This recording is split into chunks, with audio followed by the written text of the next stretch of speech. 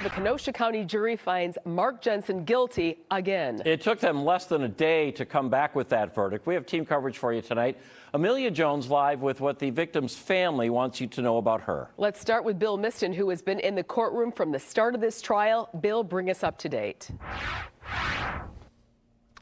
Mary and Ted, it took the jury of 12 a little more than 6 hours to reach its decision. They found Mark Jensen guilty of poisoning his wife with antifreeze and killing her. It's the same decision a jury reached more than a decade ago, but this time around, it didn't have Julie Jensen's own words from beyond the grave.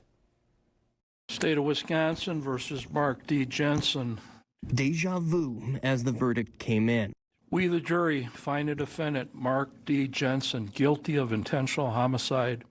Mark Jensen showed no emotion. Prosecutors convinced the jury he poisoned his wife, Julie Jensen, drugged her, and smothered her in their Pleasant Prairie home in 1998. The defendant stole Julie away from her children and her children away from her. Police suspected Mark Jensen from the start, in part because of a letter Julie had written nearly 3 weeks before her death. I pray I'm wrong and nothing happens, but I'm suspicious of Mark's suspicious behaviors. The letter was allowed in the first trial, but later thrown out. But if anything happens to me, he would be my first suspect.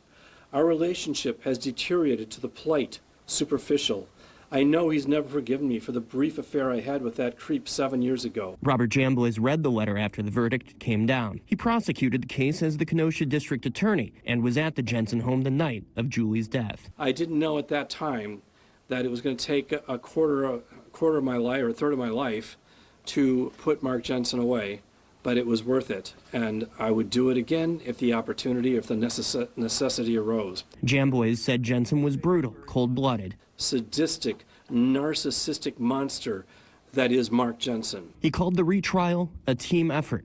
Jensen's defense attorneys declined to comment. Jambois said public defenders don't get enough credit, and they're some of the best attorneys in the state. But ultimately, the trial came down to Mark Jensen himself. It's Mark's big mouth that got him in more trouble than anything else. Jensen's defense attorney declined to comment after the verdict came down, as well as the jurors. Jensen is due back in court in April for a sentencing hearing. Prosecutors intend to ask the court for a maximum sentence of life in prison without the possibility of parole, the same sentence handed down back in 2008. Reporting live in Kenosha, Bill Miston, Fox 6 News. You did a great job covering this for us, Bill. Thank you. The Jensen family was not in the courtroom when the verdict was read. Julie's brothers were there during the trial. Our Amelia Jones continues our team coverage tonight with how they want their sister's story to help other people. Amelia? Mary, the Jensen family says it was uncomfortable to relive everything, but they did it to keep her murderer behind bars. Larry Griffin is one of Julie's 3 brothers. He shared photos of her and described her as kind, caring, and gentle-natured. He thanked the neighbors, friends, and first responders who helped her back in 1998. Julie had 2 sons. Griffin said she loved them more than anything in the world, and she would never have left them. Griffin says Mark Jensen's actions are textbook signs of abuse and manipulation.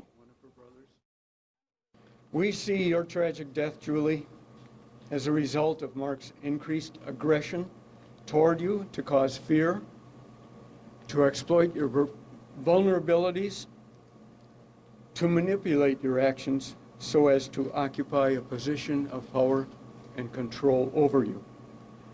This is the definition of domestic abuse. For the Jensen family to criticize the Griffins in this family was one of the great injustices in this case. Larry Griffin mentioned the Women and Children's Horizons. That's a shelter here in Kenosha that advocates for victims of domestic abuse. Griffin says he hopes Julie's story will help others if they find themselves in a similar situation to have the courage to ask for help. Live in Kenosha, Amelia Jones, Fox 6 News. Amelia, thank you for that part of our team coverage. And we have streamed all of the Jensen trial and today the verdict being read along with reaction from the prosecutors. Take a deeper dive into exactly what happened today when you visit fox6now.com or the Fox 6 News app. The post is on our homepage.